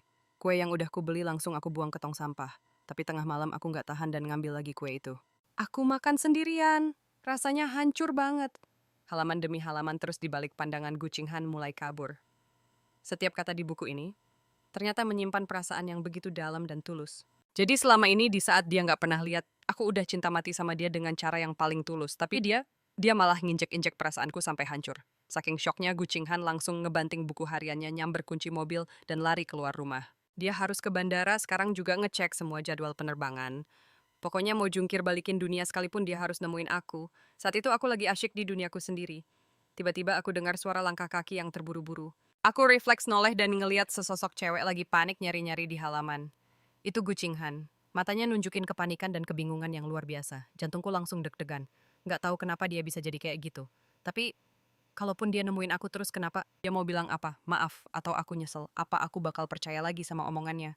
Angin malam berhembus, dia cuma bisa berdiri di halaman yang sepi. Tatapannya perlahan berubah jadi kecewa. Ada hal-hal yang kalau udah hilang nggak akan pernah bisa kembali lagi. Cewek itu balik lagi ke ruang kerja dengan perasaan campur aduk. Dia duduk dan kembali membuka buku harian itu. Jari-jarinya sedikit gemetar. Di bawah cahaya lampu tulisan yang mulai pudar itu seakan hidup kembali. Setiap katanya nusuk langsung ke hatinya. Halaman demi halaman dia baca, semuanya berisi curhatan rahasiaku. Hari ini di kelas ada cowok-cowok resek yang nyebarin gosip murahan tentangmu. Mereka bilang Gu Qinghan curang pas ujian, makanya bisa jadi ketua OSIS. Aku yang nggak terima langsung maju dan hajar mereka. Akhirnya aku dihukum berdiri di depan kelas seharian. Tapi aku nggak nyesel. Emangnya mereka siapa berani ngomongin dia kayak gitu? Napas Gu Qinghan terasa sesak. Dia inget banget kejadian itu. Pulang sekolah dia ngeliat mukaku lebam-lebam pas lagi dihukum. Dan dengan juteknya dia malah nyindir. Berantem lagi Sumobai, bisa nggak sih kamu berhenti jadi preman? Kita semata stay si Rani. Dan aku saat itu cuma bisa nunduk tanpa ngomong apa-apa. Ternyata semua itu demi dia. Tenggorokannya terasa tercekat, dia lanjut membalik halaman. Gu Qinghan kecelakaan mobil, stok darah di rumah sakit lagi menipis. Aku diam-diam pergi buat donor darah. Suster bilang kalau ngambil darah kebanyakan itu bahaya buat kesehatanku. Tapi Gu Qinghan butuh darah itu, jadi aku nekat ngasih sampai 1 kantong penuh. Habis itu aku beneran pingsan. Pas sadar aku dengar dia udah ngelewatin masa kritis. Syukurlah. Jari-jarinya langsung terkepal erat, ngebuat kertas di tangannya jadi kusut. Futainan Exedo, ketika dia sadar dokter emang bilang ada seorang siswa yang donorin darah buat dia. Tapi pas ditanya siapa, dokter cuma jawab kalau anak itu nggak mau disebutin namanya. Ternyata itu kamu. Aku hampir mati demi dia, tapi ucapan terima kasih aja nggak pernah dapet. Dadanya terasa sesak seolah ada tangan tak kasat mata yang meremasnya kuat-kuat sampai dia hampir nggak bisa napas. Makin ke belakang, tulisan di buku harian itu makin berantakan seolah nunjukin emosi penulisnya yang makin campur aduk. Malam ini malam Natal, sekaligus ulang tahun Gu Qinghan. Aku nyiapin hadiah spesial lentera kelinci yang aku buat sendiri selama sebulan penuh. Jari-jariku sampai luka-luka kena bambu, tapi pada akhirnya aku tetap gak berani ngasih. Dia kan benci banget sama aku, pasti nanti diejek. Dia langsung menutup bukunya rapat-rapat memejamkan mata. Dia ingat lentera kelinci itu. Dia nemuin di gudang di dalam kotak berdebu. Dia kira itu cuma barang bekas anaknya pembantu, jadi dia santai aja nyuruh ART buat buang. Dan sekarang dia baru sadar ternyata itu hasil kerja kerasku. Cewek itu berdiri pelan-pelan jalan ke arah jendela. Langit malam di luar begitu gelap, cuma ada kerlip lampu kota, tapi entah kenapa pandangannya makin kabur karena air mata. Selama ini di matanya aku hanyalah Sumobai yang arogan dan suka nempel. Tapi Sumobai yang ada di buku harian ini begitu tulus hati-hati dan mencintainya sampai ke tulang, tapi bahkan gak berani bilang suka. Dia jadi teringat pas acara reunian. Waktu itu teman-teman lama heboh ngegodain kita, tapi aku cuma dengan dingin menyangkal semuanya lalu pergi gitu aja tanpa noleh sedikit pun. Aku gak mau dia tahu karena aku sadar, kalaupun dia tahu dia gak akan peduli. Kesadaran ini ngebuat hatinya sakit banget. Tanpa dia sadari dari celah pintu ruang kerja sesosok bayangan diam-diam mengintip. Yang Tai Wei ngeliat Gu Qinghan megang buku harian itu dengan tatapan kosong. Kukunya menancap ke telapak tangan, matanya berkilat penuh kebencian. Sumobai udah pergi pun masih aja jadi hantu. Keesokan paginya di meja makan, yang Tai Wei pura-pura nyeletuk sambil ngaduk kopinya. Qinghan, kemarin pas beres-beres aku nemu banyak barangnya Tuan Su yang ketinggalan. Perlu dibuang aja nggak? Tangan Gu Qinghan yang lagi motong daging langsung berhenti. Dengan nada dingin dia menjawab, biarin aja di sana, jangan sentuh barang-barangnya. Muka yang Tai Wei nggak berubah, tapi dia sengaja menghela napas. Oke deh, tapi Tuan Su ini aneh juga ya, udah cerai semua barang dibawa kok buku harian malah sengaja ditinggalin. Kayak sengaja biar kamu tahu betapa dia cinta mati sama kamu. Gu Qinghan nggak ngejawab, dia langsung ngebanting pisau dan garpunya ke meja. Dia natap Yang Tai Wei dengan tatapan super dingin. Yang Tai Wei, jaga omonganmu. Yang Tai Wei kaget ngeliat reaksi Gu Qinghan. Dia nggak nyangka cewek itu bakal semarah ini. Qinghan, kamu marah, aku kan cuma ngomong fakta. Dia itu cuma mau mainin trik korban biar kamu luluh kan. Trik korban. Gu Qinghan tertawa dingin. Terus waktu dia berantem demi aku donorin darah buat aku, bahkan lompat ke danau es kamu di mana? Muka Yang Tai Wei langsung pucat. Itu semua kan bisa aja karangan dia. Kamu tahu sendiri dia jago acting. Cukup. Gu Qinghan tiba-tiba berdiri ngebuat kursinya berdecit kencang. Dia natap Yang Tai Wei dengan dingin penuh peringatan. Yang Tai Wei, jangan sampai aku menyesal udah ngebiarin kamu tinggal di sini. Setelah itu dia langsung pergi ninggalin Yang Tai Wei yang cuma bisa bengong dengan muka pucat pasi. Gu Qinghan berdiri sendirian di taman, semua emosinya meluap. Dia selalu ngira aku ini penjahat yang ngerusak hubungannya sama Yang Tai Wei. Tapi ternyata Yang Tai Wei, cinta sejatinya itu, malah sibuk ngejelek-jelekin aku di saat seperti ini. Dia baru sadar dia udah salah besar selama ini. Tatapannya kosong menatap ke kejauhan. Sumo, baik kamu di mana sekarang? Sejak sarapan penuh drama itu hati Gu Qinghan kayak ketusuk duri. Ocehan jahat Yang Tai Wei ngebuat dia mulai ragu untuk pertama kalinya. Semua omongan di reunian kembali terngiang, ngebuat sindiran Yang Tai Wei terdengar makin menusuk. Apa-apaan coba seenaknya bilang cinta gue itu palsu. Gu Qinghan berdiri di depan jendela kantornya tanpa sadar jarinya mengusap pinggiran cangkir kopi, tatapannya kosong dan sulit diartikan. Dia langsung menelepon asistennya untuk menyelidiki Yang Tai Wei. Suaranya dingin banget kayak es. Gue mau tahu semua kelakuannya selama ini. 3 hari kemudian setumpuk laporan tebal mendarat di meja Gu Qinghan.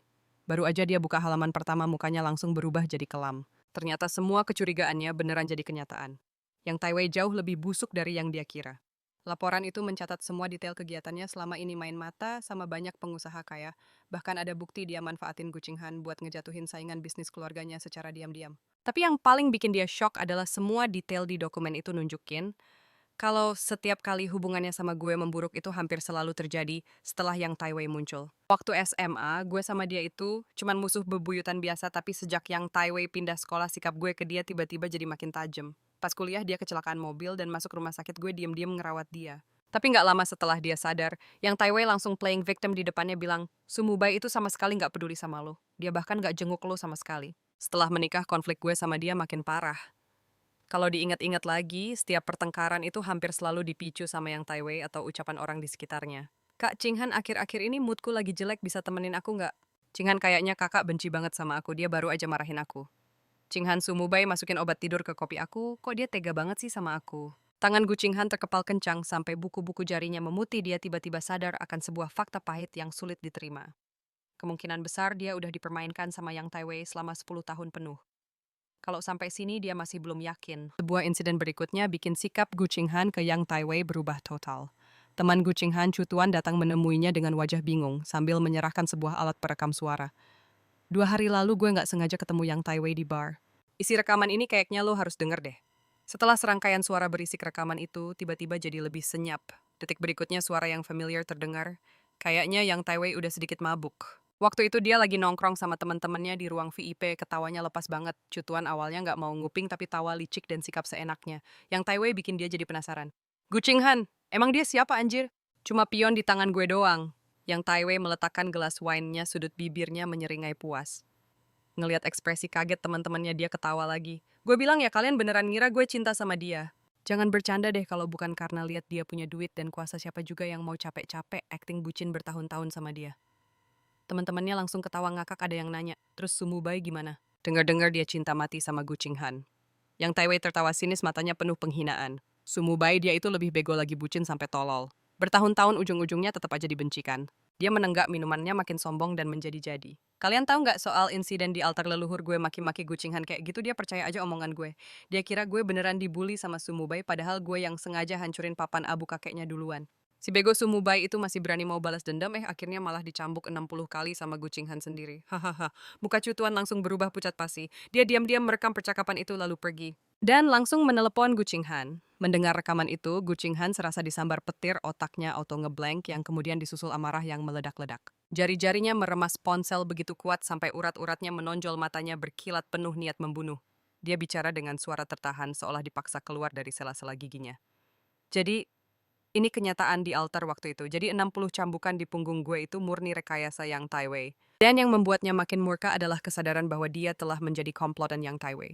Gu Qinghan jadi teringat hari pesta keluarga itu, teringat betapa tak berdayanya gue saat jatuh. Di genangan darah teringat gue yang dengan keras kepala mengangkat kepala dengan mata memerah mencoba menjelaskan kalau Yang Taiwei yang mulai duluan, tapi dia malah menuduh gue sengaja menjebak Yang Taiwei, bahkan gak memberinya kesempatan untuk menjelaskan. Dia sendiri yang telah menghancurkan cinta gue untuknya. Gu Qinghan tiba-tiba berdiri membanting botol anggur ke lantai. Setelah beberapa suara pecahan, ujung jarinya terasa perih karena tergores. Tapi rasa sakit itu seolah tak terasa olehnya dibandingkan dengan luka di hatinya. Goresan ini bukan apa-apa. Malam itu juga Gu Qinghan membawa bodyguardnya langsung kembali ke villa, menggedor pintu kamar Yang Taiwei. Begitu pintu terbuka, sebelum Yang Taiwei sempat pasang muka senang, dia sudah dicengkeram lehernya oleh bodyguard Gu Qinghan dan didorong keras ke dinding. Yang Taiwei, suara Gu Qinghan dingin menusuk seperti iblis dari neraka. Yang Taiwei melotot kaget, wajahnya memerah karena kehabisan napas. Saat cengkeraman di lehernya makin kencang, mukanya mulai membiru. Qinghan, kamu ngapain? Suruh dia lepasin aku. Gu Qinghan tertawa dingin menyuruh bodyguardnya melepaskan cengkeramannya lalu memutar rekaman di ponselnya agar dia dengar. Wajah Yang Taiwei langsung pucat pasi. Bukan gitu, dengerin penjelasan aku, ada yang fitnah aku. Dia panik dan mencoba meraih tangan Gu Qinghan, tapi langsung ditepis dengan kasar. Fitnah. Mata Gu Qinghan seolah ingin mengulitinya hidup-hidup.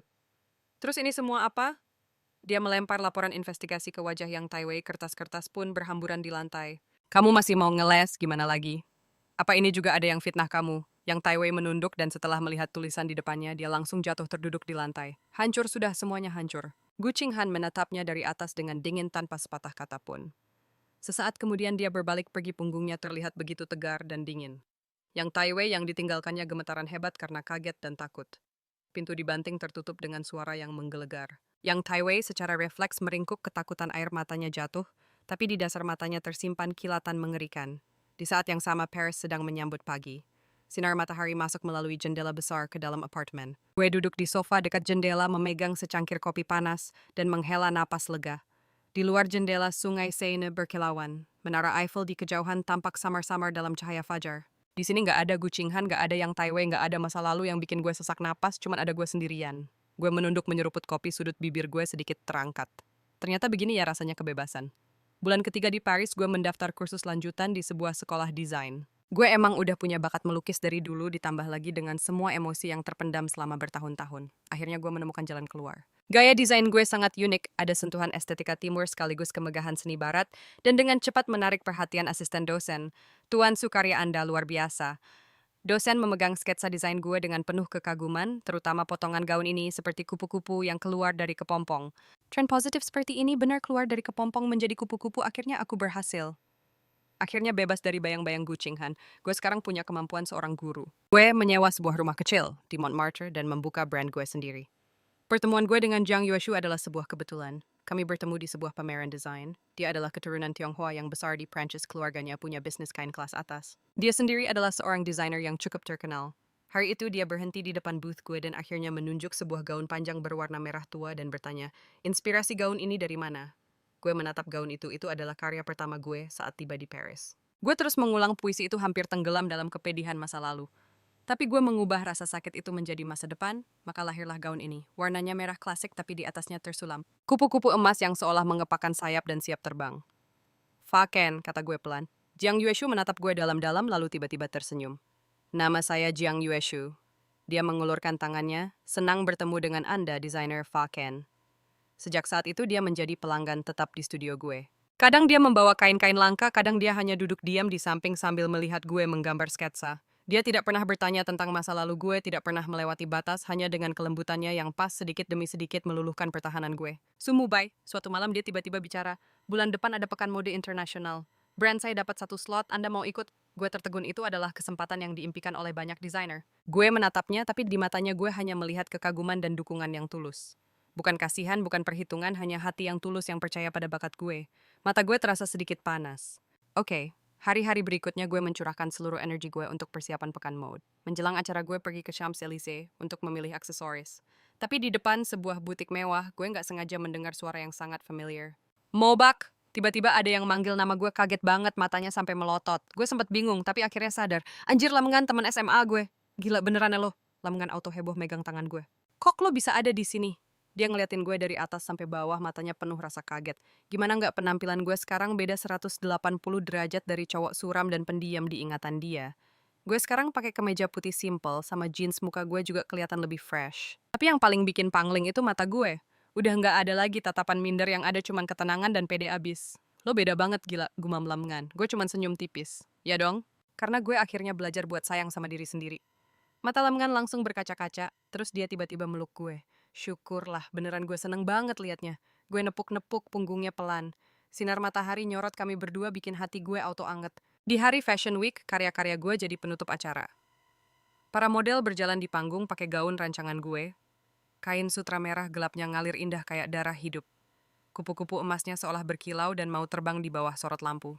Tepuk tangan penonton langsung pecah banget. Jiang Nyaktu yang berdiri di samping gue bisikin, "Lihat deh, semua orang terpesona sama lo." Gue natap panggung, mata gue sedikit basah. Di momen ini gue bukan lagi bayang-bayang Cho Tan Han, bukan lagi bahan lelucon di mata Dung Taivy. Gue cuma Tomobat, seseorang yang akhirnya nemuin dirinya sendiri. Tomobat yang baru. Di tempat lain, Cho Tan Han berdiri di depan jendela kaca, tatapannya kosong ngeliatin daun-daun di luar. Tiba-tiba Dung Taivy masuk, suara sepatu mahalnya menggema di lantai marmer. Dia manggil dengan lembut, "Tang Han." Mukanya pasang senyum manis. "Sayang kok lampunya nggak dinyalain." Cho Tan Han diem aja, cuman ngejatuhin tangannya dengan lemes. Lihat responnya yang datar, Dung Taivy pelan-pelan deketin dia. Dia coba pegang tangan Tan Han, tapi cewek itu langsung ngeles tanpa suara. "Kantor lagi sibuk banget ya?" tanyanya sambil coba nebak-nebak, matanya nunjukin sedikit cemas. Akhirnya Cho Tan Han balik badan dengan senyum tipis yang nggak kebaca. "Iya, lumayan sibuk." Dia ngelus pipi cowok itu pelan, suaranya lembut, tapi anehnya terdengar merendahkan. "Kenapa kangen ya sama aku?" Dung Taivy auto girang setengah mati. Sejak mereka berantem, waktu itu udah lama banget cewek ini nggak bersikap manis ke dia. Dia yakin banget Cho Tan Han pasti nggak bakal tega ninggalin dia. "Jelas kangen lah," katanya sambil meluk Tan Han, suaranya manja. "Akhir-akhir ini kamu cuekin aku terus." "Aku kira kamu beneran marah sama aku." Cho Tan Han nunduk ngeliatin dia, tatapan matanya sedingin es, tapi suaranya manis banget bikin luluh. "Mana mungkin." Dia nunduk dan berbisik, "Aku cuma lagi nyiapin kejutan besar buat kamu." Dung Taivy ketawa, tangannya meluk pinggang Cho Tan Han. Bayangan mereka berdua menyatu di bawah cahaya lampu, saling melilit, kelihatan mesra, tapi mencekam. Seminggu kemudian, perusahaan keluarga Dung tiba-tiba kena krisis modal parah. Partner bisnis yang udah deal semua narik dana mereka. Pinjaman bank ditunda tanpa alasan yang jelas, bahkan supplier langganan pun mendadak berhenti ngirim barang. Bapaknya Dung sampai stres berat mohon-mohon bantuan kemana-mana, tapi semua nolak. "Siapa sih yang berani main-main sama kita?" teriak bapaknya di ruang rapat. Sementara itu, Cho Tan Han dengan santai duduk di kantornya, baca laporan terbaru dari asistennya. Saham keluarga Dung anjlok ke titik terendah sepanjang sejarah. 3 anak perusahaannya diambang kebangkrutan. Sudut bibir Tan Han terangkat sinis, tapi matanya sama sekali nggak nunjukin senyuman. Bagus, tapi ini belum cukup. Dia langsung nelpon seseorang, suaranya dingin dan kejam. Terus kasih tekanan. Gue mau keluarga Dung lenyap sepenuhnya. Berani main-main sama dia, ya harus siap bayar harganya. Dung Taivi akhirnya sadar ada yang enggak beres. Dia nelpon Ko Teng Han berkali-kali tapi selalu dialihin ke sekretaris. Dia coba nyamperin ke kantor, malah dihadang satpam di bawah. Maaf Tuan Dung. Nyonya Cho berpesan tidak menerima tamu. Nggak nerima tamu. Maksudnya apa coba? Saat itu juga Dung Taiwi sadar semua kelembutan Cho Tan Han itu cuma jebakan biar dia lengah. Panik dia langsung nyari kontak di HP-nya, coba hubungin siapa aja yang bisa bantu. Tapi teman-teman yang dulu deket sama dia sekarang semua ngehindarin dia kayak lihat hantu. Sorry bro, bukan gue nggak mau bantu. Nyonya Cho udah ngasih perintah. Siapa yang berani ikut campur sekarang? Tuan Jung, gue bener-bener gak bisa bantu, mending lo pasrah aja deh. Udah putus asa, Jung Taiwi nekat nerobos ke vilanya Cho Tan Han, teriak-teriak di depan pintu. Tan Han, aku tahu aku salah, tolong maafin keluarga Dung, aku mohon. Pintunya pelan-pelan kebuka. Cho Tan Han berdiri di tangga natap dia dari atas dengan dingin kayak lagi lihat mayat hidup. Tan Han? Jung Taiwi langsung merangkak ke depan meluk kakinya sambil nangis kejer, bener-bener menyedihkan. Aku beneran ngaku salah, aku janji nggak bakal selingkuh lagi. Maafin aku ya. Cho Tan Han narik napas pelan, terus nyengkram dagu cowok itu maksa dia buat natap wajahnya. Jung Taiwi kan bisiknya pelan. Kamu tahu, penyesalan terbesarku apa? Jung Taiwi gemeteran sambil geleng-geleng kepala. Cho Tan Han tersenyum sinis, senyum yang bikin bulu kuduk berdiri. Penyesalan terbesarku adalah nggak sadar lebih awal siapa kamu sebenarnya. Dia ngelepasin cengkeramannya, suaranya sedingin es. Gara-gara lo gue kehilangan satu-satunya orang yang tulus cinta sama gue. Gue bakal pastiin lo bayar semuanya dengan mahal. Dung Taiwi langsung lemes di lantai, mukanya pucat pasi. Nggak mungkin kayak gini. Cho Tan Han, aku cinta kamu. Oh iya, kamu beneran cinta sama aku. Cho Tan Han berbalik pergi ninggalin satu kalimat terakhir yang enteng tapi nusuk. Sayangnya cintamu itu nggak ada harganya sama sekali. Sebulan kemudian grup Dung resmi bangkrut. Bapaknya ditangkap karena kasus penipuan bisnis. Dung Taiwi jual semua barang mewahnya tapi tetap nggak bisa nutupin utangnya yang segunung. Dia berdiri di depan vilanya yang dulu megah ngeliat segel sitaan dari pengadilan. Akhirnya dia hancur total, jatuh berlutut di jalanan. Cho Teng Han berdiri di depan jendela kaca megang segelas wine. Lampu kota mantulin tatapan dingin di wajahnya. Di luar jendela lampu neon berkelip, jalanan rame, tapi dunianya terasa hampa tanpa warna. Keluarga Dung udah tamat. Jung Taiwi Hankur punya banyak utang dari pangeran kaya raya, jadi tikus god yang dihindari semua orang. Seharusnya dia senang, tapi kenapa hatinya malah makin terasa kosong. Dia neguk minumannya sampai habis alkohol yang panas membakar tenggorokannya, tapi nggak bisa ngilangin rasa dingin di hatinya. Di ruang rapat grup Co, para petinggi saling pandang dengan cemas. Cho Tan Han duduk di kursi utama, rambutnya acak-acakan, matanya merah. Dia ngelempar dokumen di tangannya ke meja. Masalah sepele gini aja harus nanya gue. Dia ketawa dingin, suaranya serak. Gue gaji kalian semua buat apa? Cuma buat makan gaji buta. Ruangan langsung hening, nggak ada yang berani ngomong. Ini udah ketiga kalinya bulan ini Cho Tan Han ngamuk di rapat. Sejak gue pergi dia bener-bener berubah total. Jadi pecandu alkohol dan kerjaannya asal-asalan. Perusahaan mulai goyah. Para pemegang saham ngeluh tapi nggak ada yang berani negur dia langsung. Asistennya hati-hati nyerahin sebuah dokumen. Nyonya Cho, ini laporan keuangan kuartal, lalu perlu tanda tangan Anda. Cho Tan Han bahkan nggak lihat isinya, langsung aja coret tanda tangan. Pergi. Si asisten langsung kabur kayak dapat pengampunan. Di kantornya yang sepi, Cho Tan Han ngebuka laci dan ngeluarin sebuah foto. Itu foto pernikahan kami berdua. Di foto itu gue pakai setelan putih bersih, senyum cerah banget. Sementara dia pasang muka dingin, seolah pernikahan ini adalah kesalahan terbesar dalam hidupnya. Kalau dipikir-pikir sekarang justru dia yang kelihatan paling konyol. Tengah malam Cho Tan Han nelpon detektif swasta sambil mabuk. Udah ketemu belum, Ca? Suaranya serak parah. Di seberang telepon hening sejenak. Nyonya Ko, data imigrasi Tuan To sepertinya sengaja dihapus seseorang. Kami nggak bisa nemuin jejaknya. Nggak guna, Cho Tan Han ngelempar HP-nya ke tembok sampai hancur. Dia berdiri sempoyongan, ngambil kunci mobil dan langsung lari keluar. Apartemen gue yang dulu selalu dijaga nggak ada yang nempatin dan nggak ada yang berani nyentuh. Cho Tan Han ngebuka pintunya pakai kunci, cadangan bau debu langsung menyambutnya. Semua barang masih utuh di sofa, masih ada jaket wall yang sering gue pakai di meja, ada majalah desain yang belum selesai gue baca. Di dapur celemek favorit gue masih ngegantung. Semuanya seolah-olah gue cuma pergi sebentar dan bisa pulang kapan aja. Cho Tan Han langsung jatuh berlutut, rasa mabuk dan penyesalan menyiksanya.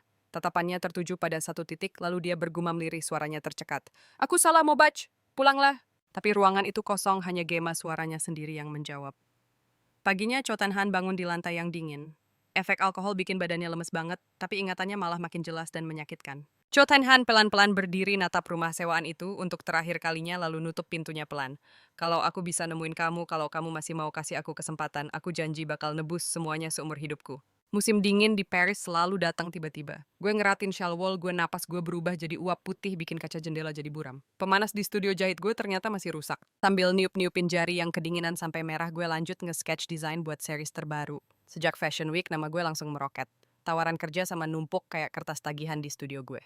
Waktu rasanya jadi sempit banget.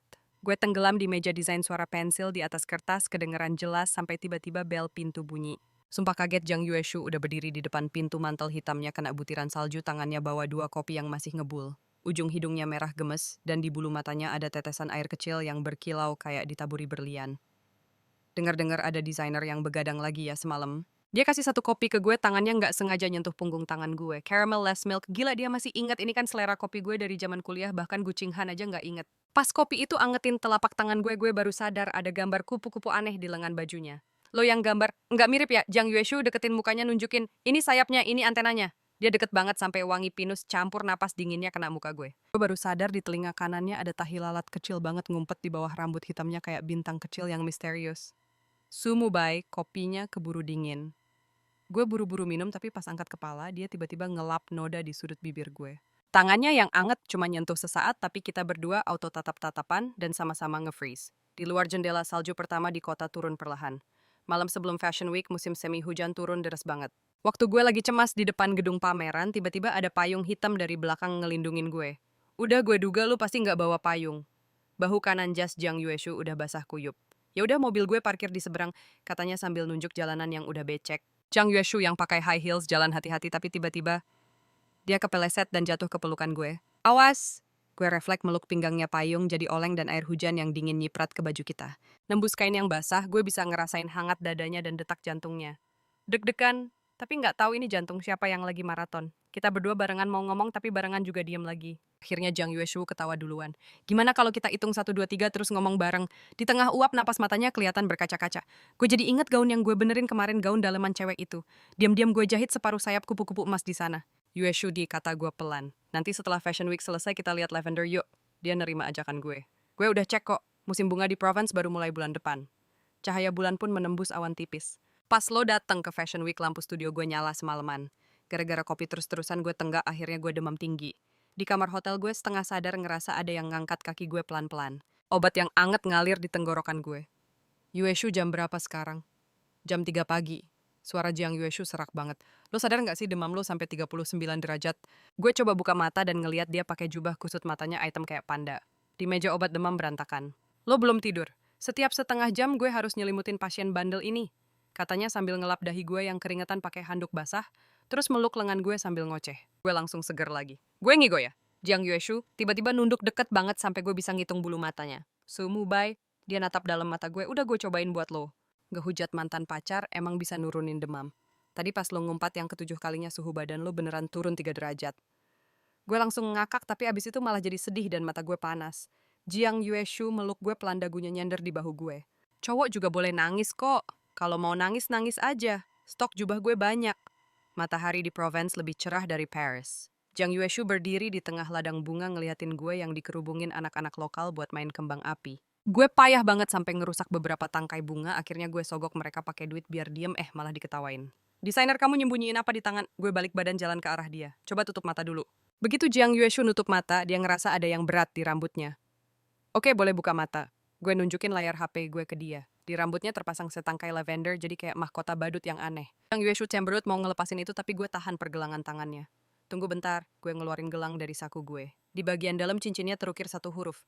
Saat itu gue pengen ngikat musim semi gue ini, ngasih kode ke cewek di depan gue buat makein itu ke dia. Dari kejauhan kedengeran suara tawa anak-anak. Lautan bunga ungu bergoyang ditiup angin. Gue berdiri di depan jendela studio, megang undangan mewah dari brand perhiasan ternama Lemin yang nawarin gue jadi art director buat produk baru mereka. Jiang Yueshu masuk sambil bawa 2 kopi panas, ngeliat gue bengong. Dia nanya pelan, masih ragu.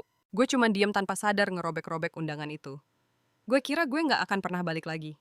Jiang Yueshu ngasih kopinya ke gue, rasa hangatnya nempel di telapak tangan. Takut ketemu dia, gue diam sebentar terus ketawa. Enggak, gue geleng-geleng. Gue cuma mikir sebenarnya apa yang gue takutin. Di luar jendela, sehelai daun jatuh melayang, lalu mendarat di bingkai jendela. Gue natap lagi, dan mata gue udah penuh tekad. Gue nggak bisa nunggu seumur hidup. Pas pesawat mendarat di kota yang familiar ini, gue sempat linglung. 3 tahun berlalu, bandaranya nggak berubah, tapi perasaan gue udah jungkir balik.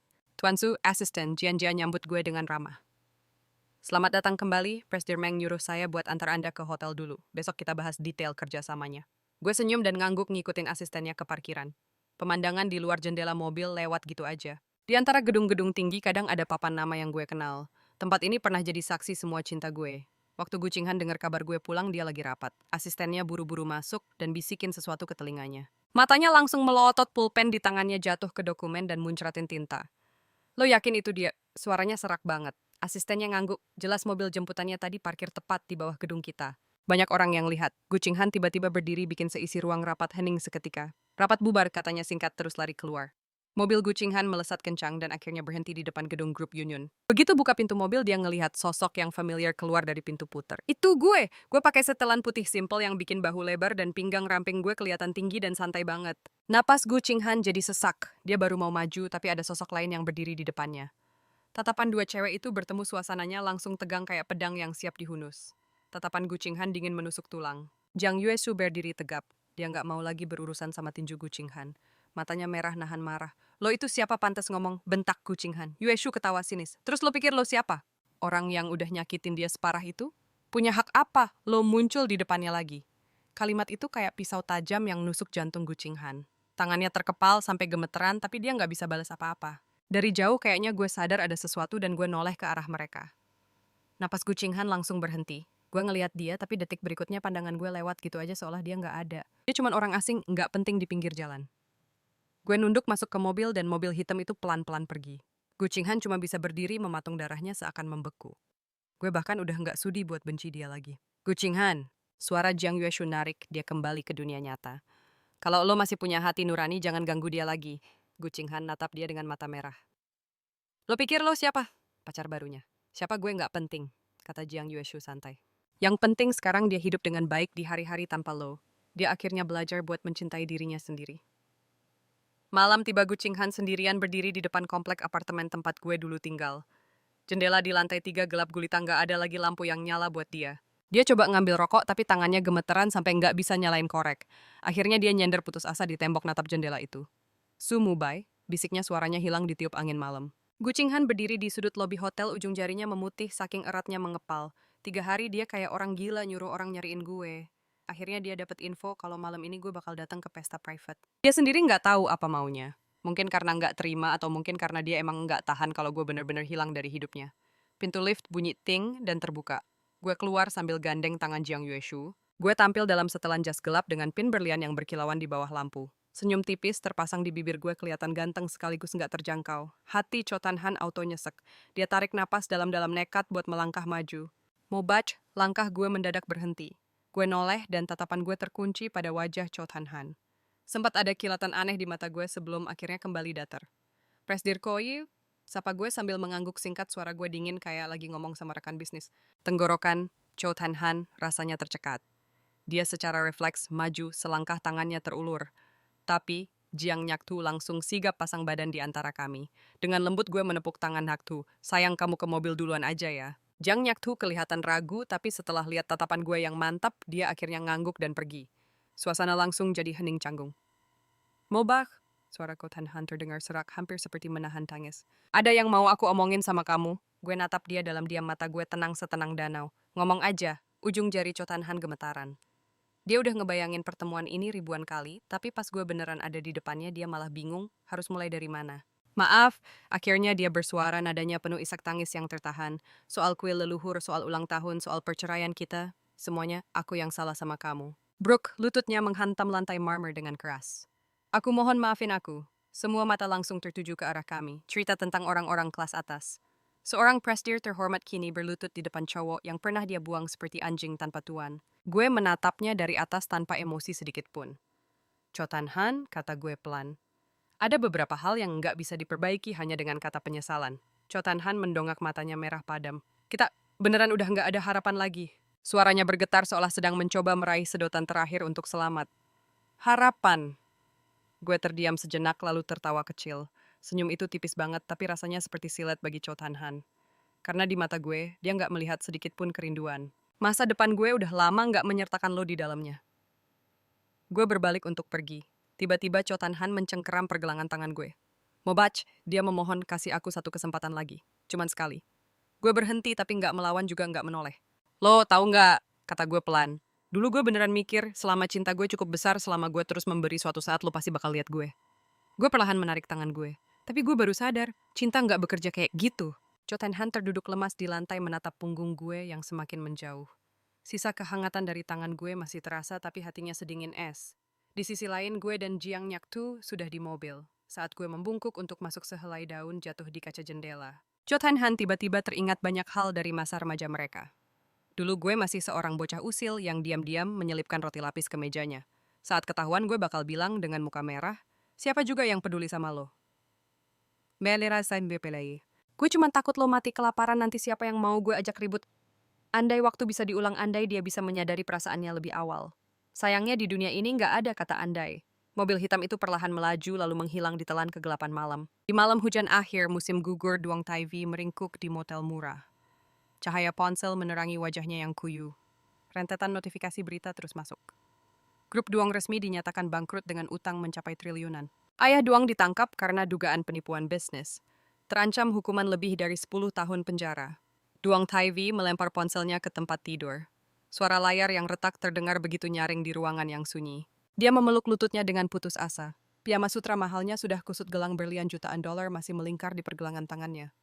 3 bulan lalu dia masih seorang pangeran yang dikagumi semua orang. Sekarang bahkan untuk membayar sewa hotel pun dia hampir nggak mampu. Keesokan paginya Duong Taivi berdiri di depan cermin menggunakan sisa-sisa kosmetiknya untuk menutupi wajahnya yang pucat. Dia harus bertemu Cho Tan Han, wanita yang dulu selalu menuruti semua kemauannya. Wanita yang rela menghamburkan uang untuknya.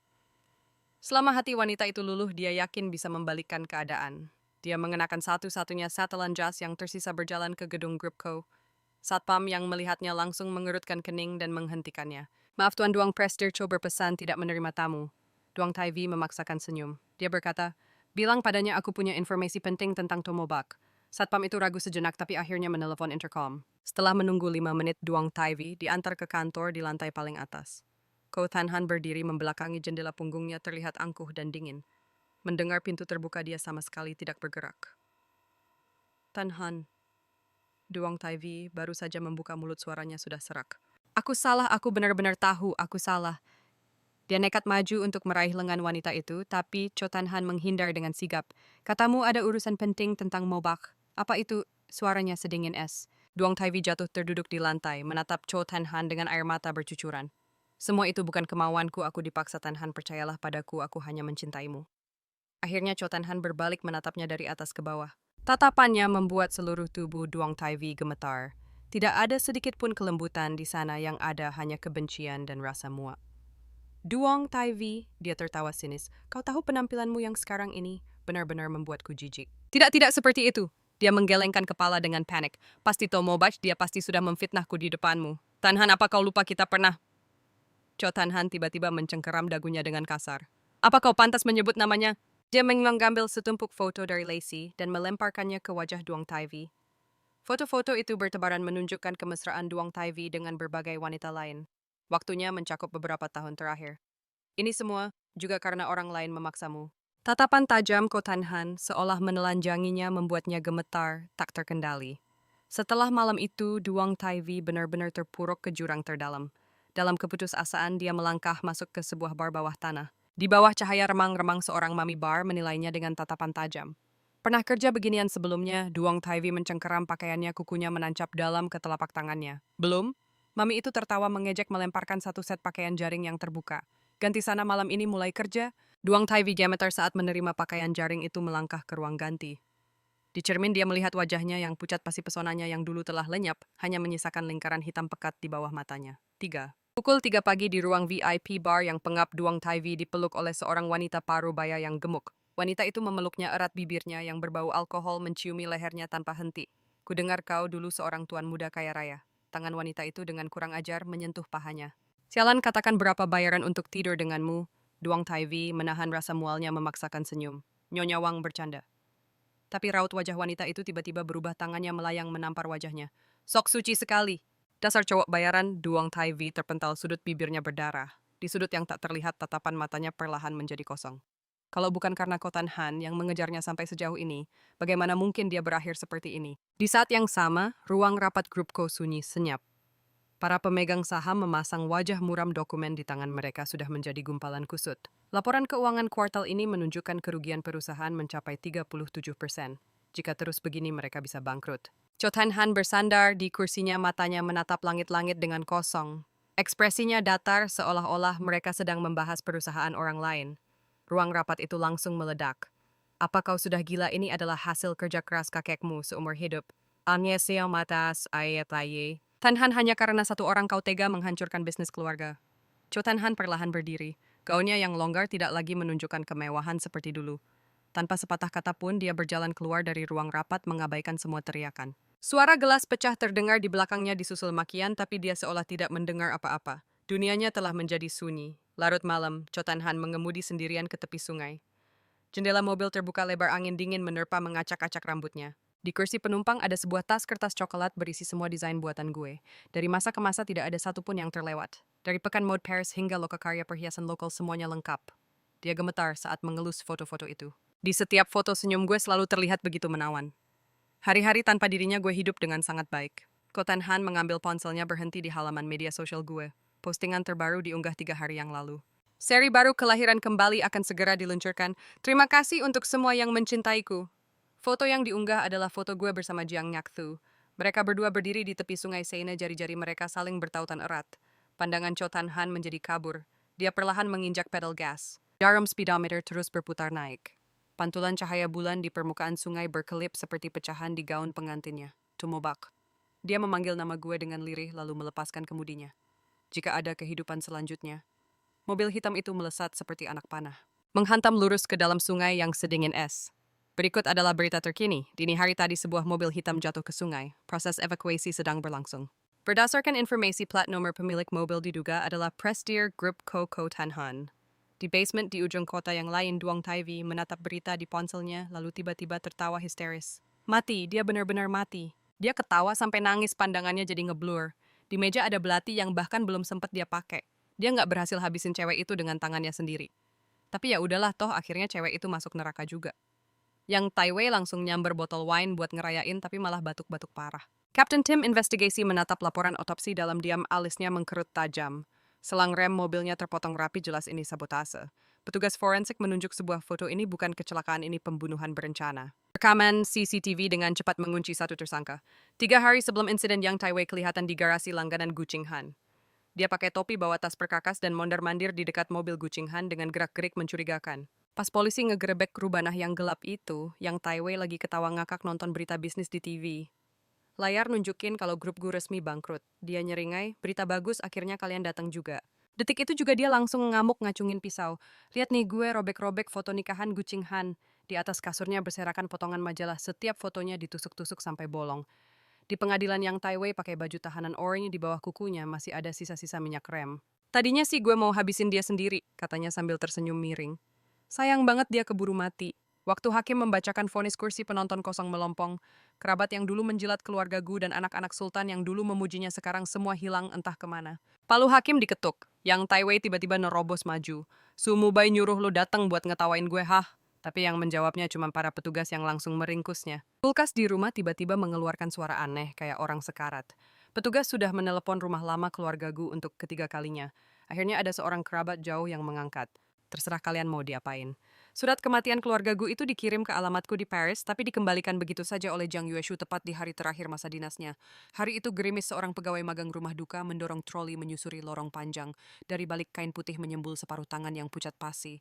Kasian banget ya, kata anak magang itu ke seniornya. Pak Luo, dengar-dengar dulu dia orang hebat loh. Seniornya menekan sebuah tombol. Sehebat apapun orangnya, ujung-ujungnya jadi abu juga.